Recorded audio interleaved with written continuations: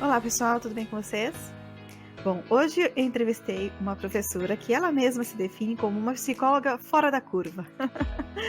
Vamos conhecer a história da professora Marcina Jesus. Vamos lá? Olá pessoal, tudo bem com vocês? Eu sou a Patrícia Salvai, do canal ABC da Alma, e sou estudante de psicologia do sexto semestre da FMU. E estou entrevistando os nossos professores, porque nós somos muito curiosos para saber a história deles. Hoje eu gostaria de agradecer a presença da professora Marcina Jesus. Muito obrigada, professora Marcina, por estar participando. Começo de semestre, é uma loucura, e ainda assim estamos aqui. Então, agradeço de coração. Obrigada a vocês estar me convidando, não é?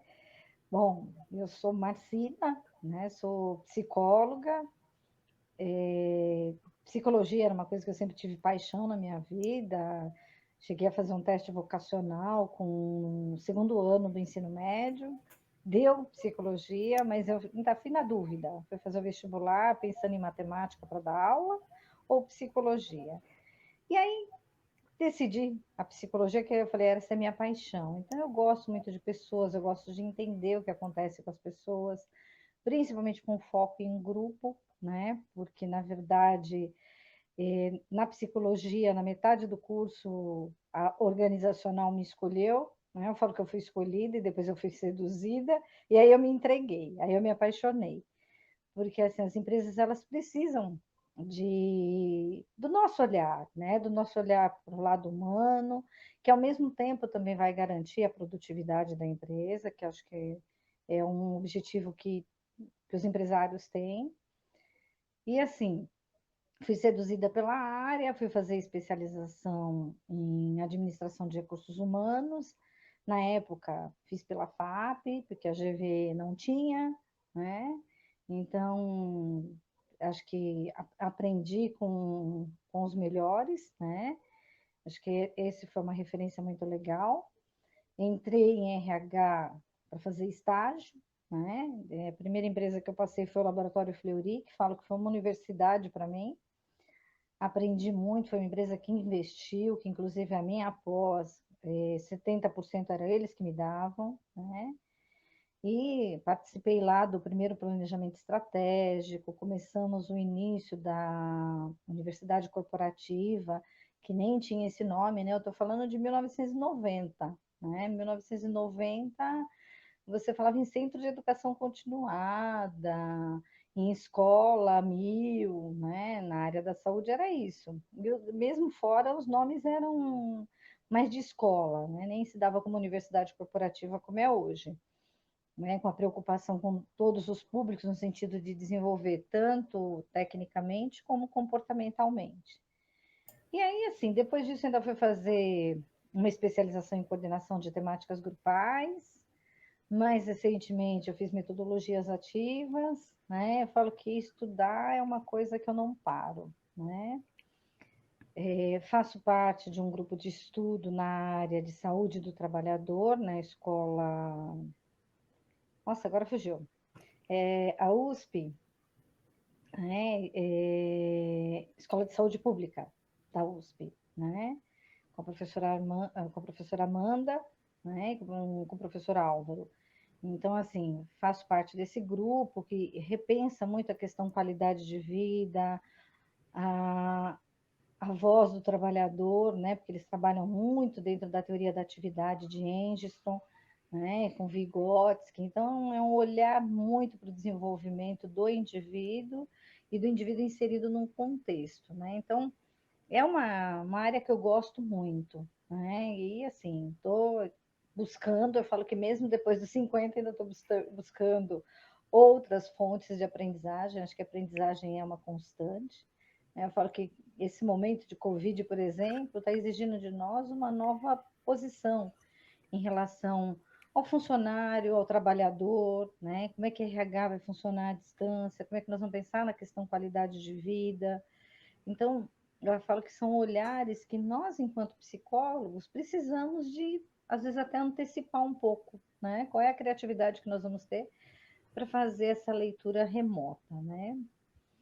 FMU eu fui parar lá no início desse ano, né? Então, lá não, aí, né, na verdade, no início desse ano. Na verdade, eu trabalhei em outras instituições, eu estou desde 2009 na educação superior, né? E em janeiro eu recebi o convite para participar de um processo seletivo que eu me inscrevi no site acho que do Vagas, né? Se não me falha a memória. E assim, a minha experiência em organizacional acho que acabou sendo o quesito maior aí para participar do processo seletivo. E assim, esse é o segundo semestre que eu estou com vocês, né? Então, na FMU eu só conhecia a distância, a minha par, quando eu trabalhei no Fleury, porque a gente trabalhava em dupla dentro da área de treinamento, ela se formou na FMU. Então, fomos colegas. Então, a FMU eu conheci daquele momento e que nós compartilhávamos muito, porque nós estávamos exatamente no mesmo semestre, nos formamos juntas, né? E começamos a trabalhar juntas, estava faltando ainda 1 ano e meio para terminar o curso. Então, a gente fazia alguns comparativos, o que uma aprendia, a outra não aprendia, se tinha diferença de grade curricular, né? Porque eu estou falando de uma época que não tinha internet, gente. É 1985, a internet estava engatinhando para o mundo corporativo e principalmente pessoal, né? Hoje quem não tem um notebook em casa é raro, né? Ou um PC, né?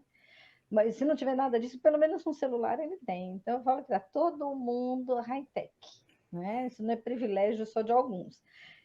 Aquele período era muito complicado. O trabalho nosso era tudo em máquina de escrever, né? Então era uma coisa complicadíssima, né? Eu falo que eu faço parte da história. Máquina de escrever, Xerox, fax, né? Tudo. Pelo amor de Deus. Hoje você monta um slide no PowerPoint, naquela época você fazia uma transparência. Transparência, é. Era dolorido demais. Nossa, retroprojetor, acho que ninguém nem conhece essas coisas. Bom, mas tudo bem, mas você fazia um treinamento, fazia máscara para sua apresentação. Imagina que você ia fazer a transição dentro do slide, você punha máscara, né? Punha um papelzinho para cobrir, para ir fazendo o elemento surpresa, né? Então, isso em Recursos, treinamento. né? Isso é recurso humano, né? É isso, e, na verdade, eu acho que isso é a nossa criatividade e, ao mesmo tempo, adaptação ao que vem de novo, né? Uhum. Ao que Isso vem de mesmo. novo. Que é que nem agora, o teletrabalho, o home office, nós falávamos isso em 2000, todo mundo torcia o nariz, não, como? E como é que vai ser? E acho que, assim, tem o seu lado positivo, né? Eu falo que toda crise, ela empurra para que a gente tenha um movimento. Tem gente que cai dentro do buraco, tem gente que pula o buraco. Né? Então, acho que a gente tem que pular o buraco, de preferência, pular o que vier de barreira também, né? Porque, assim, é fundamental que nós tenhamos a nossa capacidade criativa. Porque a inteligência artificial, ela é muito boa, mas ela só faz aquilo que eu ensino para ela. Exato. E nós, seres humanos, não, né? É. Eu vou voltar um pouquinho na sua história, que você tinha Tá. falado que você estava em dúvida entre matemática e psicologia, né? E É. normalmente os nossos professores, né, de psico, eles odeiam matemática. Então é um perfil bem diferente, né? Eu sou uma psicóloga fora da curva. Eu sempre fui uma aluna nota 10 em matemática, 8,5, 9 em português. E nós precisamos muito do português, concorda? Sim. Escrever, pensar, trazer as nossas emoções no papel. Então, eu falo que psicologia, acho que ela veio complementar meu lado humano. Porque aí eu fui aprender a escrever, eu fui aprender a me expressar. Então, não sei por que carga do destino, né? Mas assim, se você for pensar, os primeiros anos, o ensino fundamental, o ensino médio, a clareza que eu tinha com números, a facilidade que eu tenho para aprender, para me transitar numa fórmula de matemática, tanto que às vezes eu tenho que rever alguma coisa, ajudar em alguma coisa, ensino médio, ensino fundamental, né? Às vezes na família, e eu vou numa boa. Ainda Tem coisa que eu lembra? não guardo mais. Não, eu consigo andar na fórmula. Porque matemática você tem que aprender, lembrar das regras básicas e andar na fórmula, né? E falo que isso também ajuda muito a desenvolver o raciocínio prático, o raciocínio lógico, né? Você Sim, aprender a matemática, ela te facilita muito em diagnóstico diferencial. eu Então, concordo. nós precisamos disso, nós precisamos de desenvolver essa habilidade, né? A minha primeira formação foi em análise de sistemas. Olha E só. aí, aí eu tive aula de lógica, né, e tive estatística também, É, mas eu tinha acho que 2 semestres de lógica. E é é. o que a senhora falou, ajuda muito a desenvolver o pensamento, né. Sim, a visualizar, a criar estratégias, né? A resolução de problemas, porque nós fazemos muito isso dentro de diagnóstico, porque você tem que estabelecer prioridades, você tem que pensar o que é mais viável, lógico, você tem que lembrar todo o conteúdo, principalmente a parte conceitual, mas a tua lógica ela precisa muito ser trabalhada, né? Então, assim, eu acho que foi muito bom, não errei em nada. Eu trabalho na área desde 1985, né? Então, assim, nunca deixei de ser psicóloga, né? Atende Nunca na deixei clínica. também, né? Eu trabalhei em recursos humanos, eu atendi na clínica, eu trabalhei na Fundação Casa por 2 anos. Na Fundação Casa eu trabalhava em uma unidade de internação, então eu acompanhei adolescentes durante 9 meses. E aí, quando eu senti que eu não estava muito fazendo um trabalho que eu queria, que eu fui para pedir exoneração, me passaram para o RH, porque eu tinha experiência em RH. Fiquei lá 9 meses. Quando eu vi que não dava, eu também falei: olha, desculpa, mas está na hora de eu ir embora. Né? Então, fiquei um ano e 9 meses, não chegou a 2 anos lá na Fundação Casa. Né? Então, eu falo que eu já fiz uma ação social na vida, né? Já trabalhei com atendimento psicossocial, que é um atendimento diferenciado, né? Falo que é uma realidade, que é Uhum. outra realidade diferente quando a gente fala num atendimento psicossocial dentro de uma empresa, que é diferente quando você vai atender dentro de um centro comunitário, dentro de um grupo, dentro de uma ONG, né? Eu falo que são olhares diferentes. Como eu sempre gostei de grupos, né? Então, eu tive esse veio. Na verdade, eu me apaixonei por grupo quando eu vi o trabalho de uma pessoa que faz a minha orientação, né? Que ela fazia na Volkswagen, não era nem Auto Latina ainda, tá? É Volkswagen. Ela apresentou esse trabalho na faculdade, né? Durante a minha formação, ela foi participar de uma semana da psicologia. Eu me apaixonei porque ela integrava a psicologia mais voltada para Reich, né? Corporal, bioenergética, biossíntese, biodinâmica. E ela fazia esse trabalho com grupos. Então, eram grupos de movimento, era grupo que você trabalhava, um grupo que você trabalhava com a essência da emoção sem invadir demais, né? E ela faz esse trabalho até hoje, né? Uma senhora linda, muito especial. Então, assim, eu me apaixonei por esse tipo de trabalho com grupo, né? Onde o grupo faz, onde as pessoas se descobrem. Eu acho que o nosso papel é esse, porque administrar, qualquer administrador faz, né? Agora, o psicólogo, o diferencial dele é ajudar o outro a se descobrir, né? O Sim. outro se desvendar, o outro trazer o que ele tem para contribuir, como ele vai contribuir. Acho que esse é o papel mais difícil e que exige a nossa leitura, o nosso conhecimento técnico, que em algumas áreas vai precisar de teste, pode ser.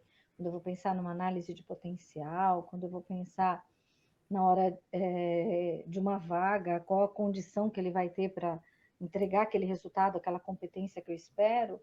Ninguém faz a parte de psicometria, só nós. Isso é exclusivo do psicólogo, né? Uhum. E que foi a porta que permitiu eu entrar em 1985, porque foi o auge da demanda por psicólogo aplicar teste psicológico. Ah. Tanto que eu entrei mais ou menos em abril, maio, uma coisa assim. Agora eu não lembro a data certinha, tá? Teria que olhar na carteira de trabalho, eu não vou fazer isso agora. Em setembro, eu fui contratada como funcionária. Nem tinha terminado o estágio. E quais eram as avaliações que você aplicava? Aplicava testes? Aplicava teste, na verdade, na época eu só acompanhava, porque eu era estagiária, certo? Estagiário não pode fazer tudo, então eu acompanhava a aplicação de teste, aprendi, foi assim que eu aprendi o HTP, né? O desenho da árvore em casa e pessoa, né? Uhum. Eu aprendi o HTP e o Varteg, que teve até um tempo que ficaram sem aplicar HTP e Varteg, porque divulgaram na mídia, né, no jornal, quais eram os resultados esperados. Então, assim, e aprendi a fazer entrevista coletiva, a entrevistar. No comecinho, é fazer arquivo, lógico, né? A gente entra para carregar o piano, para tirar pó do piano, né? Tocar o piano é só depois de um tempo, né? Porque se eu quiser entrar como estagiário para ser gerente, esquece, né? Eu vou aprender. E assim, como estava crescendo, na verdade o Fleury nessa época, ele tinha o departamento pessoal e tinha uma selecionadora, né, que tinha acabado de se formar e era responsável pela área, porque ela já vinha com um vínculo de estágio e estava ligada à área de departamento pessoal. Aí na área de departamento pessoal tinha ela, tinha um rapaz que cuidava de cargos e salários, uma outra que cuidava de benefícios, e uma que cuidava de, e dois ou três, acho que cuidava de rotinas de departamento pessoal, tá? Existia ponto eletrônico, né? Era chapa, sabe a chapeira que você ia lá, põe o cartão e descia a maçaneta lá para ele Eu marcar o horário que você sei, eu estava. sei. Você sabe, mas tem gente que não sabe o que Tem é gente que não isso. sabe, mas eu sei. Então, e aí você tinha que ter apontador de cartão, você tinha que ter um monte de coisa, né? Que hoje em dia você faz isso com 2 cliques no computador, ele puxa a jornada do trabalhador e quanto vai ser o salário dele. Então sai a folha de pagamento, sai tudo, né? Naquela época não. Então tinha o pessoal que cuidava dessa parte de DP. E aí, assim, quando eu entrei, nós ficávamos ainda com reporte à administração de pessoal. Só que foi crescendo. Então, eu entrei para ajudar em recrutamento e seleção, né? Cuidava dos cargos mais simples, porteiro, vigia. Naquela época, a gente tinha um pessoal que era copeira, que servia o café, o chá, né? E os lanchinhos, ainda faziam os lanchinhos lá dentro, né? Era muito diferente, né? Era outra realidade. Então, eu fazia a seleção desses cargos mais simples, até com o passar do tempo eu fui me aprofundando, né? Que não foi uma coisa muito demorada, não. Antes do final do curso, eu já estava fazendo entrevista em cargos técnicos operacionais e já estava entrando em sala de aula de treinamento. Porque aí, por isso que nós acabamos desmembrando o DP, porque houve a necessidade de ampliar a área de treinamento e de desenvolvimento. E aí vieram mais pessoas para o setor, né? Em vindo mais pessoas, desmembrou. Então ficou departamento pessoal, cargos e salários e benefícios, e ficou seleção, recrutamento, seleção, treinamento, desenvolvimento e avaliação de desempenho. Então, tudo que estava voltado para o comportamento humano ficou separado. Aí, por volta de 1990, que foi o grande crescimento de todas as empresas, todo mundo preocupado com planejamento estratégico, estabelecer missão, visão e valores. Então, o Fleury passou por uma grande mudança nessa época e foi feito o primeiro planejamento estratégico para alinhar o que ele desejava ser para o futuro. Nesse momento, reintegrou as áreas, né? Porque também a informática já estava mais avançada, então ficou um único gerente de recursos humanos para cuidar de tudo. Então, Como é aí... importante estar numa empresa que acompanha, né, as tendências e às vezes se antecipa a elas, né? Porque é um crescimento pessoal grande, né? Para mim, eu falo que foi a minha escola. Por que eu falo que é a minha universidade? Eu aprendi de tudo, né? E assim, que foi outro dilema. Quando foi para eu entrar lá, eu lembro que eu conversei com meu professor de organizacional, ele era da Philips, ele era de uma grande estrutura. Eu falo, olha, grandes possibilidades, ou você vai aprender muito ou você não vai aprender nada, né? Porque eu falei, eu sou uma pessoa, como é que vai ficar meu processo? Porque ainda era estágio, mas era remunerado, eu precisava trabalhar, então as coisas se casaram, né? Eu falei, mas eu estou preocupada em aprender, em fazer um diferencial. Só que assim, era uma empresa que, embora familiar, né, o Fleury ele tem uma característica muito diferente, pelo menos na época tinha, hoje eu não posso te falar com certeza, mas assim, os médicos, eles eram todos sócios, eles sempre tinham uma ligação com a parte acadêmica, então um médico, ele tem que ser sócio e tem que estar envolvido na atividade acadêmica, que é para ele nunca perder o processo de aprendizagem. Então, eu acho que assim, esse gosto pelo estudo, esse aperfeiçoamento constante, é uma coisa que casava deles comigo, né? E que acho que só ficou reforçado. Então, todo médico lá, ele diz, hoje eu vou dar uma aula, hoje eu vou, sabe? Eles eram acostumados a dar aula, né? E E você, professora, quando que você descobriu que você queria dar aula? então, na verdade, eu sempre dei aula. Eu entrei em treinamento e desenvolvimento. Treinamento é sala de aula. Só que assim, era um treinamento voltado para a mudança comportamental. Então, eu dava temas como liderança, motivação. Eu entrava em sala de aula para dar esses temas, com os princípios da andragogia. Então, isso aconteceu que 1986, 87. Eu comecei a dar aula assim. Agora, dar aula regulamentada, né, gerenciada pelo Ministério da Educação, né, pelo MEC, aí foi 2009 que foi um convite da universidade onde eu me formei. Eles estavam num período onde eles estavam resgatando ex-alunos. E como eu tinha experiência em treinamento, eu tinha dado aula no ensino médio por volta de 96. 96 eu dei aula no ensino médio, a disciplina de psicologia, né? E assim, eu falo que eu me descobri professora, estou te falando, com 6 anos de idade, né? Porque eu brincava de escolinha com a minha irmã. Aí depois, aos 7, quando eu entrei na escola, eu chegava da aula, né, e ainda aplicava as teorias de Moreno, tá? Porque eu brincava de psicodrama. Ai, que Então, legal. eu tinha uma lousa, e olha, tinha todos os papéis, né? Todo mundo falava que era louca, e hoje eu falo que louca nada, era altamente inteligente. Eu tinha uma plasticidade para uma criança de 7 anos de idade. Eu repetia a aula, só que nessa Olha. repetição eu era a professora e os imaginários eram os alunos. E eu entrava no papel de cada um deles, porque hora eu era professora, hora eu era aluna que tinha dificuldade, eu era aluna que tinha facilidade. Então eu Olha, que tinha interessante. uma criatividade terrível. Eu falei, não tinha, não era, não falava que eu alucinava. Daí hoje eles brincam, falam, você era louca, nunca funcionou direito. Eu falo, não, eu sou louca, não. É que eu tenho esse veio meio grupo, meio gente, né? E Moreno, ele fala muito do nosso desenvolvimento quando a gente pode experimentar papéis, né?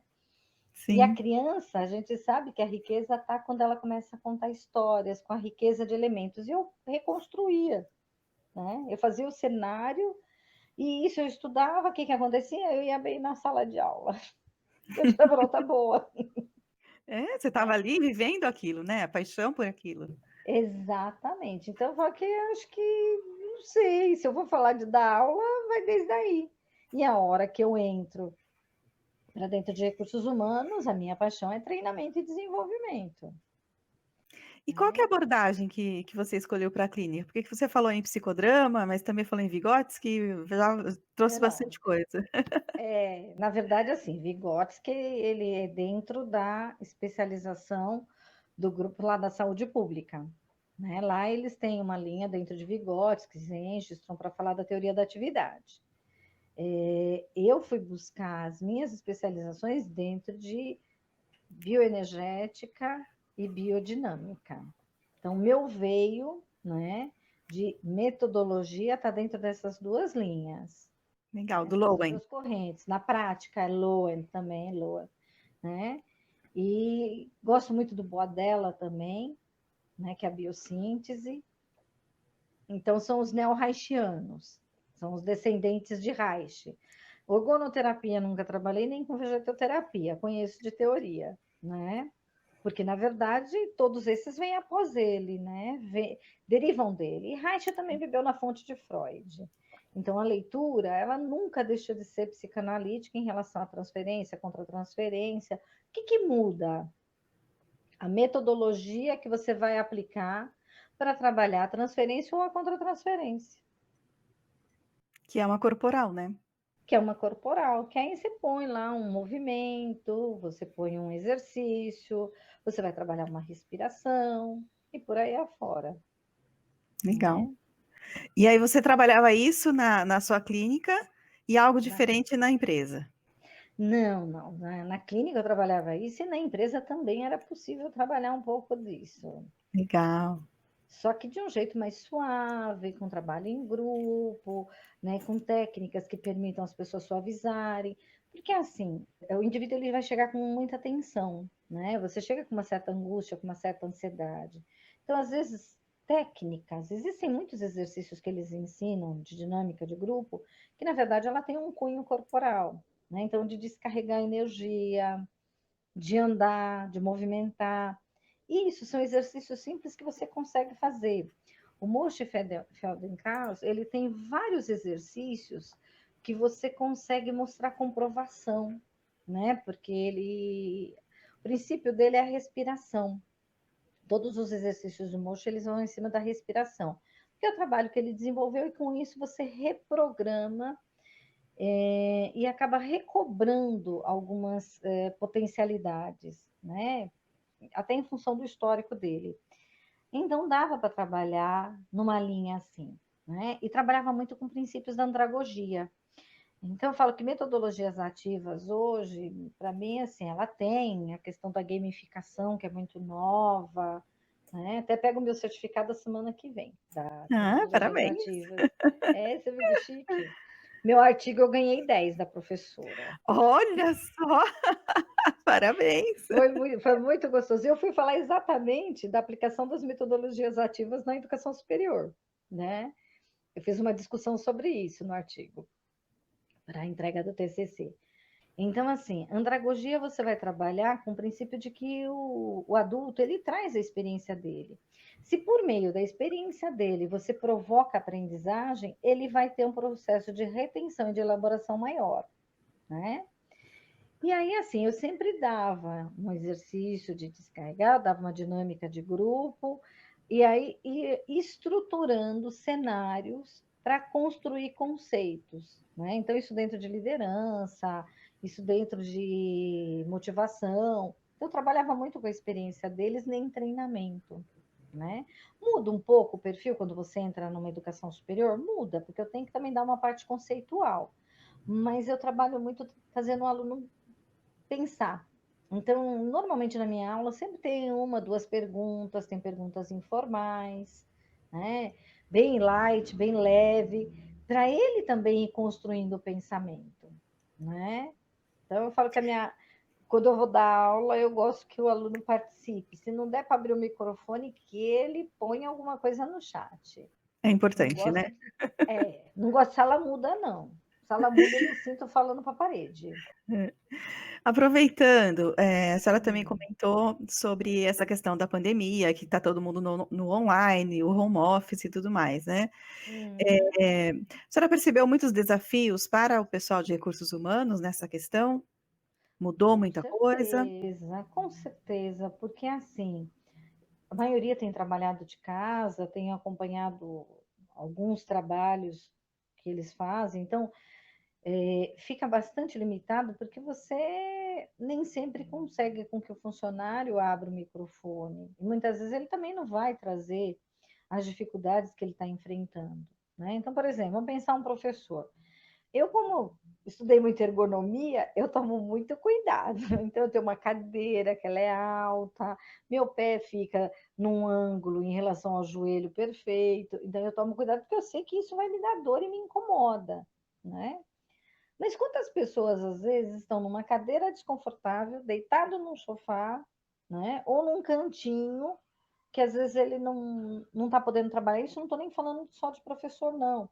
Isso, pessoas que trabalham como analista, né? Então, os recursos, como é que a empresa vai fazer essa leitura e como, né? Ela vai ter certeza de que isso está acontecendo. Então, tem outras variáveis também, como estado emocional, como é que ele está se sentindo. Então, assim, a questão do funcionário também te trazer essa demanda, você não vai estar acompanhando. Por outro lado, como é que eu posso trabalhar a questão de mudança? Então, vou ter que fazer bastante atividade síncrona, com certeza, né?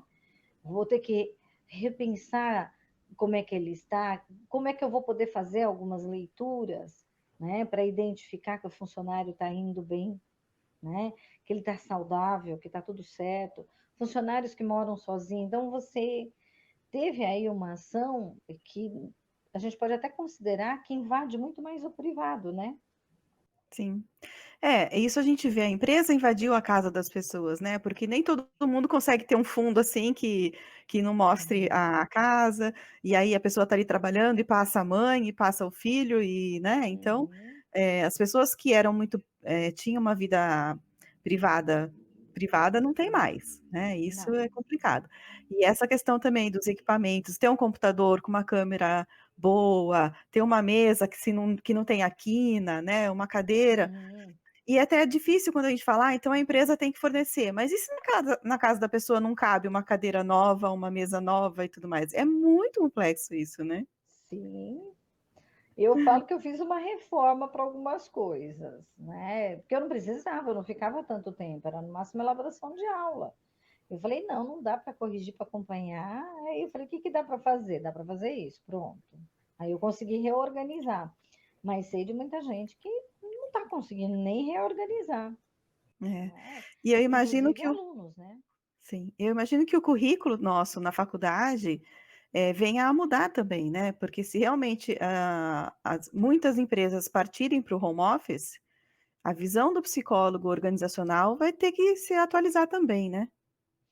Sim, aí nós temos que criar as estratégias que o pessoal já está fazendo, né? Nós não estamos atendendo por rede social ou por algum meio interno da empresa não, né? Do consultório. Eu conheço muita gente que está atendendo pelo WhatsApp, a clínica. Então, na empresa, eu tenho, tem como você ter o WhatsApp corporativo. Então, eu vou ter que pensar nas ações que eu vou desenvolver a partir daí. Então, vem uma outra habilidade. Se eu tenho que dar um treinamento de liderança, como é que eu vou fazer esse acompanhamento desse processo da liderança de alguns colaboradores? Como é que eu vou fazer a estruturação da gestão de mudança de determinadas áreas, né? Até porque, assim, em recursos humanos, hoje em dia eles pedem muito uma pessoa que trabalha como business partner, que na verdade era o antigo consultor interno. Então, ele vai ter que pensar todas as necessidades direcionadas para melhoria, tanto de qualidade de vida, de produtividade, saúde do trabalhador, processo produtivo. Então, ele vai ter que olhar todos esses aspectos e dar um suporte no sentido de gestão de pessoas para esse gestor da área. Então, ele está envolvido no chão de fábrica, ele vai estar envolvido no chão de fábrica à distância, muitas vezes, né? Sim. Bom, dá para ver que a sua paixão, né, pela organizacional, se te escolheu, mas você realmente foi seduzida, né? Eu fui seduzida. E o que você teria de dica para os alunos que querem seguir essa carreira organizacional? Olha, fique atento na empresa que você entra. Como é que ela trabalha? Quais são os princípios éticos dela? Aprenda muito com ela, né? Aprenda sobre cultura, identifique os valores que ela traz, veja se casa com seus valores, né? E assim, nessa área você tem que buscar tudo o que existe de novo. Então, se eu estou pensando em saúde do trabalhador, eu vou ter que buscar alguma coisa relacionada à ergonomia, vou ter que entender dos procedimentos da empresa para garantir essa qualidade de vida. Se eu estou pensando em gestão de carreira, aí eu vou pensar em outras habilidades que eu preciso desenvolver, né? Mas eu preciso conhecer um pouquinho de cada uma delas, sim. É uma área muito gostosa que precisa de gente, né? Infelizmente, eu falo que às vezes as pessoas vão para RH, né? Porque precisam de trabalhar, não gostam, mas permanecem por conta disso. Isso não é legal, porque nem você fica feliz e nem o resultado do teu trabalho é gratificante para você mesmo e nem para a empresa. Então, tem que pensar bastante. Eu acho que também se permitir, né? Posso entrar com um pouco de receio, porque a gente vive numa sociedade capitalista, só que assim, é uma sociedade capitalista que vive um processo de transição, né? Que a gente não sabe onde ela vai chegar. Então, minha dica é fique antenado com tudo que tem. Então, tá ótimo. Bom, gostaria de agradecer então a tudo que você compartilhou, a sua história. Eu achei muito interessante, principalmente quando você fala, né, da matemática, é algo que eu achei bem diferente assim no perfil. Sui E generis. também e também gostei da quando você traz que você trabalha low nas organizações. Então, eu já aprendi bastante com você e tenho certeza que os alunos vão aprender também. Ai, que bom, fico feliz. Podemos aprender juntos. Vamos aprender muito. Tá certo. Então, queria agradecer mais uma vez e desejar um excelente semestre para nós. Ótimo semestre, muito obrigada. Pois é, pessoal, muito importante ouvir a voz da experiência, não é? Espero que você tenha gostado. E se você ainda não se inscreveu no canal, inscreva-se, ative o sininho, curta e compartilhe. Um beijo e até a próxima!